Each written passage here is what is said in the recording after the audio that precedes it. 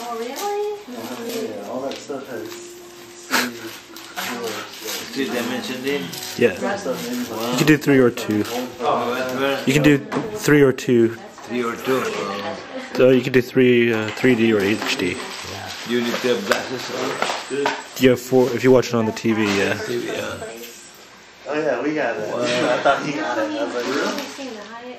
Is that cool, man? Yeah. I was debating on another one too, but I was like, So you can compare. I figured that was something you definitely wouldn't miss it. So. You know what I mean? But you like it. Have you seen that, Rodney? Have you seen the spot? Have you seen the Half-Life direct? Oh, this is the one about like the he's like a police officer or something like that, right? So it's like a police officer. I'm hearing good things about it. I never saw it myself. But, oh, it's It's good. been the last couple of years, right? And he's doing another movie, Half-Life Years, that looks pretty good too. He's supposed to be a pretty good director or something. He's definitely turned out better these days. Probably better than his acting. Yeah, his last So it's few. probably a good time since I'm off to look at these places.